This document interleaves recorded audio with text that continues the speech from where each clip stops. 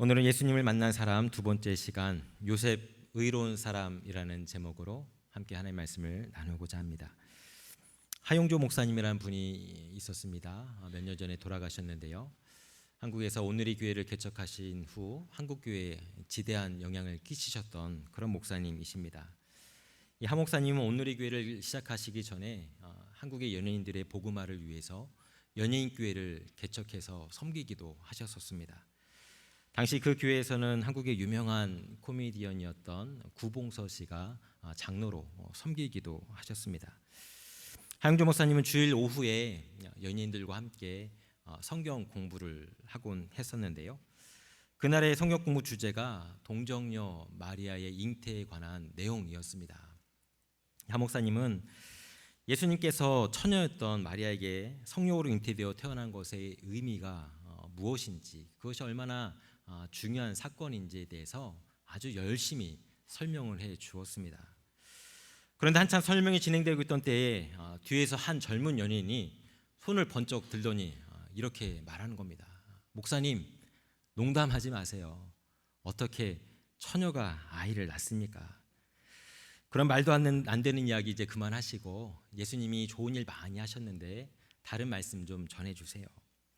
그러자 하 목사님은 예수님께서 동정녀 마리아의 탄생이 얼마나 중요한지 다시 한번 장황하게 길게 설명을 해 주었습니다. 하지만 이 연예인도 계속해서 믿겨지지 않는다라고 자신의 생각을 굽히지 않았습니다.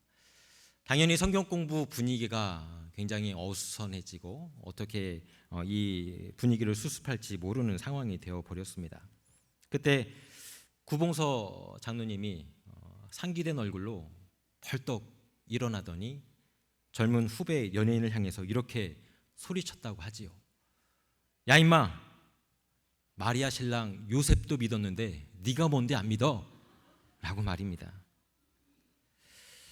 오랜만에 유머로 설교했는데 웃어주셔서 감사하고요.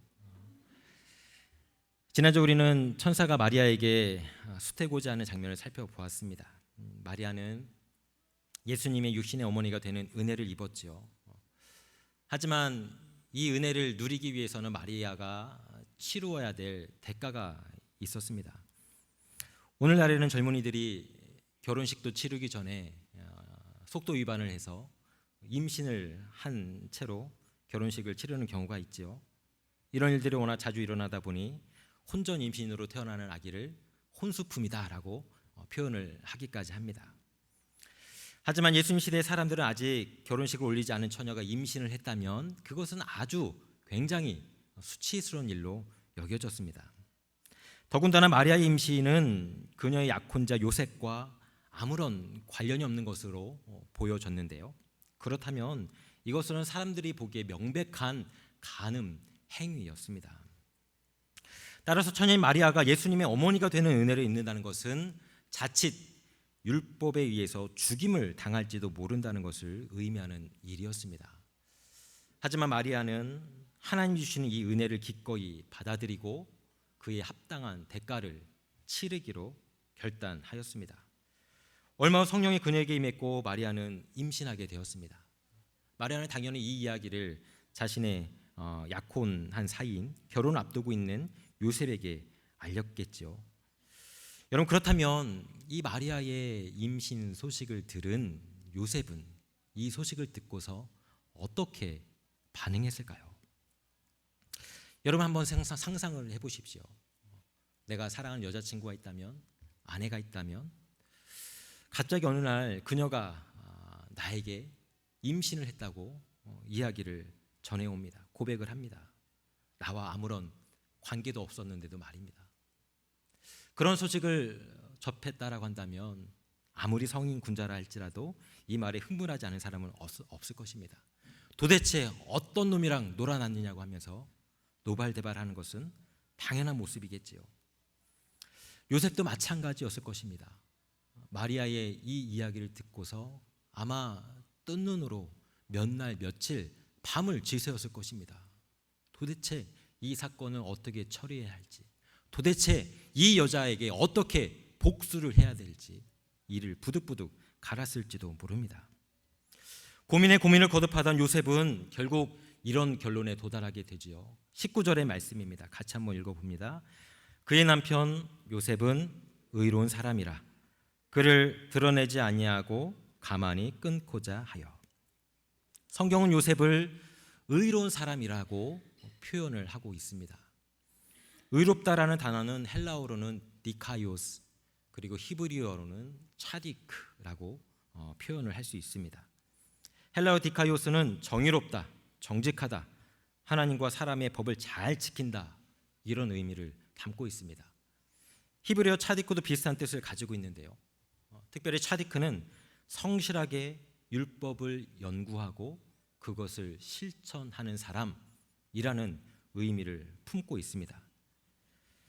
따라서 요셉을 의로운 사람, 차디크라고 부르는 것을 볼 때 요셉은 하나님의 말씀, 율법의 말씀을 아주 잘 지키는 경건한 사람이라는 것을 우리가 알 수 있습니다. 여러분, 그렇다면 율법의 사람, 의로운 사람 요셉은 자신의 약혼녀 마리아가 임신했다는 소문을 들었을 때 어떤 반응을 보였어야 했을까요? 율법의 사람이라면 당연히 성경에서 말하고 있는 대로 실천하면 될 뿐입니다. 그런데 신명기 22장 23절 24절에 이런 말씀이 있지요. 처녀인 여자가 남자와 약혼한 후에 어떤 남자가 그를 성읍 중에서 만나 동침하면 너희는 그들을 둘 다 성읍 문으로 끌어내고 그들을 돌로 쳐 죽일 것이니 그 처녀는 성 안에 있으면서도 소리 지르지 아니하였음이요 그 남자는 그 이웃의 아내를 욕보였음이라. 너는 이같이 하여 너희 가운데에서 악을 제할지니라. 요셉은 분명 마리아와 잠자리를 같이 하지 않았습니다. 그런데 마리아는 임신을 하였습니다. 그렇다면 요셉이 보기에는 당연히 이 마리아의 임신은 다른 남자와의 잠자리를 통해서 발생한 것으로 생각할 수밖에 없겠지요. 이런 상황 속에서 차디크, 율법을 철저히 지키는 요셉에게 선택지는 단 하나입니다. 신명기 말씀의 근거에서 임신한 마리아를 마을 한복판으로 끌고 와서 동네 사람들과 함께 돌로 쳐 죽이면 될 뿐입니다. 이렇게 말씀대로 행동하는 것, 그것이 바로 의로운 사람의 모습입니다. 하지만 요셉은 이런 식으로 이 문제를 해결하지 않았습니다. 19절 말씀을 다시 보면 그는 이렇게 처리했습니다. 그를 드러내지 않고 가만히 끊고자 하여. 그를 드러내지 않았다는 것은 마리아의 임신 사실을 다른 사람들에게는 공개적으로 알리지 않았다는 말입니다. 내 약혼녀의 그런 임신 사실을 다른 사람에게 알리지도 않았고 비난하지도 않았다는 것이지요. 그리고 가만히 끊고자 했습니다. 아무도 모르게 조용히 이 약혼을 파혼했다는 의미입니다. 조용히 파혼함으로써 이 문제를 해결하고자 했다는 것이죠. 그래서 요셉은 마리아에게 이혼 증서를 써 주어서 그녀를 집으로 돌려보내고자 마음을 먹었던 것입니다. 당시에는 사람이 약혼할 때 결혼식이 이루어진다라고 그렇게 여겼다고 지난 시간에 이야기를 드렸습니다. 만약에 이혼 증서를 받지 못한 채로 파혼을 당하게 되면 그 여인은 평생 홀로 살아가야 합니다. 당시의 여성이 홀로 살아가야 한다는 것은 경제적인 어려움을 당한다는 것을 의미했습니다. 당시 마리아의 나이는 14세 전후, 요셉의 나이는 18세 전후로 추정을 하고 있습니다. 요셉은 어린 마리아의 인생이 이대로 끝나버리는 것이 아니라 이 모든 일이 잘 정리된 뒤 다시금 좋은 사람을 만나서 새로운 인생을 살아가기를 바랬던 것입니다. 왜냐하면 요셉은 마리아를 불쌍히 여겼기 때문입니다. 마리아에게 연민의 정을 느끼면서 자신이 마리아에게 해줄 수 있는 최선의 도움을 제공하고자 했던 것이지요. 만일 요셉의 의로움이 누군가를 평가하고 판단하고 정죄하는 것을 통해서 나 자신의 거룩함과 정의로움을 지키고자 했던 의로움이었다라고 하면 마리아는 어떻게 되었을까요? 마리아는 당장 요셉으로부터 공개적인 파혼을 당했을 것이고 율법대로 돌로 쳐 죽임을 당할 수밖에 없었을 것입니다. 하지만 요셉이 가지고 있던 의로움은 이러한 것이 아니었습니다. 성경에는 두 가지 종류의 의가 나옵니다. 하나는 하나님의 사랑의 의이고 다른 하나는 인간의 자기의입니다. 요셉의 의로움은 사람을 사랑하는 하나님의 의로움이었습니다. 하나님의 의로움은 나 자신의 명예와 명성을 지키려고 하는 것이 아닙니다. 오히려 타인의 잘못을 감싸주고 품어주는 의로움이지요. 나 자신을 희생하고 헌신하고 포기함으로써 옆에 있는 사람을 살리고 회복하고 그것을 통해서 하나님의 뜻을 이루어가는 것, 그것이 바로 사랑의 하나님의 의로움입니다. 이와 달리 자기의라는 것이 있습니다. 이것은 다른 사람의 잘못을 드러냄으로써 나는 거룩하고 나는 깨끗하고 나는 경건하다라고 하는 것을 보여주기 위한 인간의 의입니다. 성경에는 이러한 자기의에 사로잡힌 사람들에 관한 이야기가 종종 나오지요. 바리새인들이 바로 그 대표적인 이야기입니다. 바리새인들은 자신들이 하나님 앞에서 의로운 사람이라고 여겼습니다. 자신들만큼 의롭고 경건하고 거룩한 사람은 없다라고 생각했습니다. 그래서 그들은 사람들과 하나님 앞에서 내가 얼마나 경건한 사람인지, 얼마나 거룩한 사람인지 보여주고 싶어서 안달난 사람들이었습니다. 성전에 올라가서 기도할 때 그들은 성전에 있는 많은 사람들이 자신의 기도의 내용과 기도하는 행위를 주목해 주기를 바랐습니다. 누가복음에서 그들은 이렇게 기도합니다. 나는 일에 2번씩 금식하고 또 소득의 11조를 드리나이다. 그들은 사람들이 내가 어떤 존재인지 알아주기를 원했던 것이지요. 무엇보다도 그들은 자신들의 거룩함과 의로움을 드러내기 위해서 심판관 노릇을 자주 했습니다. 그래서 바리새인들은 예수님이 안식일 규정을 어길 때, 율법의 정결 의식을 지키지 않을 때 어김없이 나타나서 예수님과 제자들을 정죄하는 그 일에 앞장섰던 것입니다. 바리새인들이 예수님과 제자들을 비난하고 정죄했던 이유는 무엇일까요? 그 정죄하는 행위를 통해서 우리들은 저들의 무리와 차원이 다른 존재이다. 우리는 저들보다 더 의롭고 거룩하고 경건한 사람이라는 것을 보여주고 싶었던 것입니다. 하지만 예수님은 이 바리새인들의 속마음을 너무나도 잘 알고 있었지요. 겉으로는, 행동으로는 하나님의 말씀을 잘 지키고 율법에 순종하는 듯 보였지만 그들의 내면, 그들의 속마음은 얼마나 더럽고 부패했고 타락했는지 너무나도 잘 알고 있었습니다. 예수님이 마태복음 23장에서 이렇게 바리새인들에게 외치고 있습니다. 화 있을진저 외식하는 서기관들과 바리새인들이여, 잔과 대접의 겉은 깨끗이 하되 그 안에는 탐욕과 방탕으로 가득하게 하는도다. 이처럼 바리새인들의 의로움은 겉과 속이 다른 의로움이었습니다.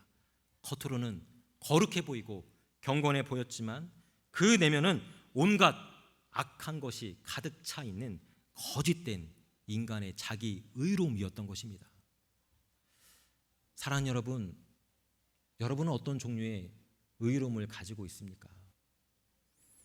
우리 안에 사람을 향한 긍휼과 자비와 사랑의 마음이 없이 겉으로 보여지는 의로움만 남아있다면 그것은 바리새인들이 가지고 있던 의로움과 별반 다를 바가 없습니다. 그런 의로움을 가지고는 하나님의 일을 할 수 없습니다. 오히려 다른 사람에게 상처를 주고 아픔만 남기게 되지요.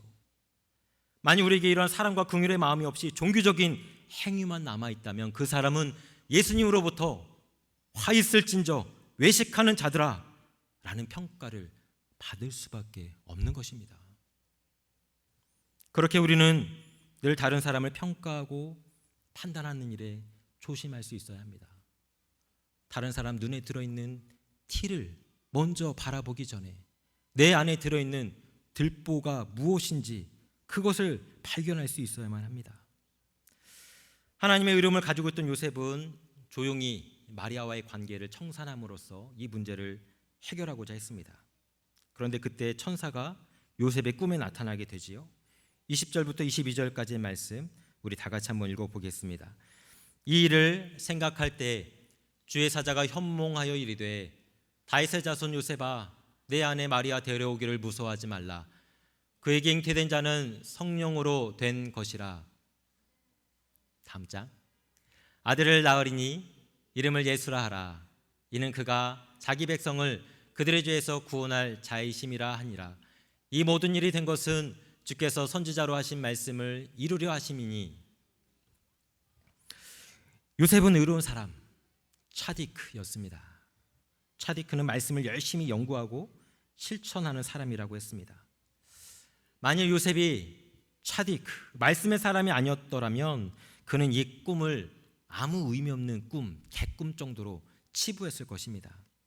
하지만 말씀의 사람 요셉은 선지서에 나와 있는 이사야서의 말씀을 너무나도 잘 알고 있었습니다.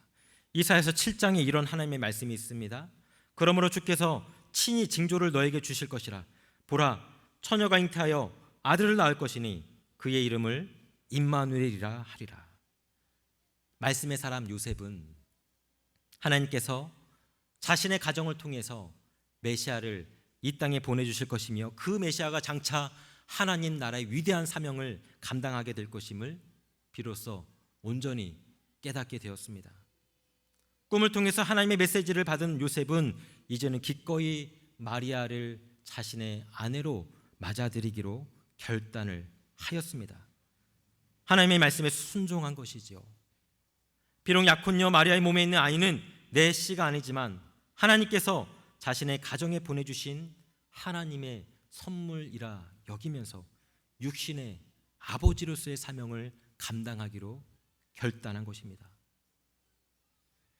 예수님이 세상에 태어나신 후 요셉과 마리아의 가정에서 어린 시절 양육을 받는 동안 예수님은 이 육신의 아버지 요셉으로부터 수많은 것들을 배웠습니다. 먼저 목수인 요셉을 따라서 예수님도 목공일을 배웠습니다. 당시에는 아버지의 직업을 아들이 물려받는 것이 너무나도 자연스러운 일이었기 때문입니다. 무엇보다도 어린 예수는 요셉으로부터 율법, 하나님의 말씀을 배웠습니다. 차디크, 율법의 사람, 말씀의 사람이었던 요셉이 예수님에게 그 무엇보다도 먼저 율법의 말씀을 가르치는 것은 너무나도 당연한 일이었지요. 이 세상 그 무엇보다도 말씀보다 소중한 것은 없었기 때문입니다. 누가복음에 보면 예수님이 12살이 되었을 때 성인식을 치르기 위해서 성전에 올라가는 것을 볼 수 있습니다. 예수님은 그곳에서 나이가 지긋한 유대 랍비들과 율법의 말씀을 가지고 토론하는 장면이 나오지요. 율법학자들은 율법에 대한 해박한 지식을 가지고 있던 예수님의 명석함에 깜짝 놀랐다고 합니다. 이것이 어떻게 가능했을까요? 그것은 말씀의 사람이었던 그의 육신의 아버지 요셉이 가정에서 철저히 하나님의 말씀을 가르쳤기 때문은 아닐까요? 그런데 무엇보다도 예수님은 의로운 사람 요셉으로부터 사람 사랑하는 법을 배우셨습니다. 요셉은 율법의 사람이었지만 바리새인들처럼 기계적으로 율법을 지키는 사람은 아니었습니다. 요셉은 하나님 사랑과 이웃 사랑이라고 하는 율법의 참된 정신을 알고 있던 사람이었고 이 정신을 가지고 율법을 실천하고자 했던 사람이었습니다. 요셉이 임신했던 마리아를 저버리지 않고 그녀를 조용히 놓아주려고 했던 것, 그리고 천사의 말에 순종하여서 마리아를 자신의 아내로 맞이했던 것은 인간에 대한 진실된 사랑이 없었다면 불가능한 일이었을 것입니다. 요셉은 몸에 배어있는 인간에 대한 사랑의 마음, 그 마음을 자녀들에게도 가르쳤을 것이고 예수님 역시 요셉의 가정에서 자라면서 이 마음을, 이 모습을 그대로 배웠을 것입니다. 요한복음 9장에 보면 예수님이 예루살렘 성전에 계실 때 바리새인과 서기관들이 간음하다가 붙잡혀온 여자를 데리고 왔습니다. 율법의 의로움으로 가득 차 있던 바리새인과 서기관들이 예수님께 말하지요. 예수님, 우리가 여기 낯선 남자와 간음하던 이 여자를 현장에서 잡아왔습니다. 모세의 율법은 이런 여자를 돌로 쳐 죽여야 한다고 했습니다. 예수님은 이 여자를 어떻게 처리하시겠습니까? 예수님 한동안 말이 없이 땅을 바라보시면서 손가락으로 무슨 글씨를 쓰셨지요. 과연 예수님이 쓰신 글씨의 내용은 무엇이고 글씨를 쓰시는 동안 예수님은 어떤 생각을 하셨던 것일까요? 저는 예수님이 혹시 자신의 육신의 아버지 요셉과 어머니 마리아를 생각하지 않았을까 상상해 보았습니다. 예수님은 자신의 육신의 아버지가 성령으로 잉태한 마리아를 어떻게 대했었는지 그 이야기를 듣고 또 들으면서 자랐을 것입니다. 의로운 사람 요셉은 마리아를 함부로 정죄하지 않았습니다. 기계적으로 율법을 마리아에게 적용하려고 하지 않았습니다. 요셉은 이웃 사랑의 정신을 따라서 율법을 적용하기보다 마리아를 사랑하는 마음으로 그녀를 치유하고 회복시켜주기 원했습니다. 놀랍게도 예수님도 이와 비슷한 행동을 하시지요. 예수님도 가늠한 여인에게 율법을 그대로 적용하면서 그녀를 돌로 쳐 죽이는 것을 원하지 않았습니다. 율법에 비추어서 사람을 정죄하고 죽이는 것보다 그 사람의 회개하고 새로운 삶을 살아가도록 도와주는 것이 바로 율법의 참된 정신이었기 때문에 그렇습니다. 땅에 글씨 쓰기를 마치신 예수님이 사람들에게 이렇게 말합니다. 너희 중에 죄 없는 자가 먼저 돌로 치라. 이 세상에 크고 작은 죄 없이 살아가는 사람이 어디 있겠습니까? 우리 인간이 보기에는 크고 작은 죄의 경중이 있겠지만 하늘에 계신 하나님이 보기에는 모든 죄는 다 똑같은 죄일 뿐입니다. 예수님의 이 말의 의미를 깨달은 사람들은 양심의 가책을 느끼고 하나 둘 자리를 떠나갑니다. 이제 예수님과 여인만 남았습니다. 예수님이 여인에게 말씀하십니다. 나도 너를 정죄하지 아니하노니 가서 다시는 죄를 범하지 말라 하시니, 예수님께서 말씀하셨습니다. 나도 너를 정죄하지 않겠다. 하지만 이제 다시는 똑같은 죄를 범하지 말라고 권면하셨습니다. 여러분, 이후에 이 가늠한 여인은 어떤 삶을 살았을까요? 일반적으로 누군가로부터 자신의 잘못을 지적당하고 정죄받은 사람은 상대방으로부터 받은 그 모욕을 안갚음하기 위해서 이를 바득바득 갈면서 살아가게 되지요. 자신의 잘못은 인정하지 않은 채 말입니다. 하지만 누군가로부터 사랑과 치유, 용서를 경험한 사람은 이전과는 다른 삶을 살아갈 수밖에 없습니다. 아마 이 여인은 예수님의 그 진심 어린 사랑을 통해서 자신의 잘못을 회개하고 이전과는 전혀 새로운 삶을 살아갔을 것입니다. 예수님을 만났던 수많은 사람들처럼 말입니다. 사랑하는 여러분, 우리 교회 공동체를 돌아보면 좋겠습니다. 만일 교회 안에 바리새적인 의로움을 가지고 있는 수많은 사람들이 넘쳐난다고 상상해 보십시오. 과연 그곳이 하나님의 사랑의 공동체가 될 수 있을까요? 평화의 공동체가 될 수 있을까요? 긍휼과 자비의 공동체가 될 수 있을까요? 그곳은 늘 돌덩이가 날아다니는 정죄의 장소가 될 것입니다. 결국에는 서로의 잘못과 죄를 지적하고 정죄하다가 서로 피터지게 싸우고 상처를 주다가 파멸로 끝나버리고 말 것입니다. 간절히 바라기는 우리 안에는 하나님이 주시는 사랑의 의로운 마음을 통해서 서로를 사랑으로 보듬어주는 사람들이 가득 넘칠 수 있기를 바랍니다. 사랑 위에 서 있지 못한 공동체는 모래 위에 집을 지은 공동체와 같습니다. 비바람이 몰아닥치면 폭삭 주저앉고 마는 허약한 공동체 말입니다. 하지만 사랑과 용서 위에 있는 공동체는 반석 위에 세워진 공동체입니다. 아무리 거친 풍파가 다가온다 할지라도 그 풍파를 거뜬히 이겨낼 수 있는 힘을 가진 공동체가 될 수 있습니다. 이제 말씀을 마치고자 합니다. 하나님은 우리가 요셉처럼 의로운 사람이 되기를 원하십니다. 하지만 그 의로움은 나 자신의 거룩함과 경건함을 내세우는 자기 의의가 아닙니다. 이웃을 사랑하고 용서하고 품어주고 회복시켜주는 하나님의 사랑의 의로움입니다. 하나님의 자녀인 우리에게 진정으로 필요한 것은 바로 이 사랑이 깃들어 있는 의로움이지요. 혹시 여러분 가운데 누군가를 비난하고 정죄하고 모욕을 주고 내가 당한 것을 그대로 안 갚음해주고 싶은 그런 사람이 있습니까? 여러분은 그 누군가를 향해서 왜 그런 마음을 가지셨습니까? 그 마음은 도대체 어디에서부터 비롯된 마음입니까? 내 마음속에 내가 미워하고 증오하는 그 사람이 아무리 흉악한 죄인이라 할지라도 그 사람 역시 하나님의 형상으로 만들어진 하나님의 사람이라는 이 사실을 잊지 마십시오. 그 사람 역시 예수님의 사랑이 필요한 사람이라는 것을 잊지 마십시오.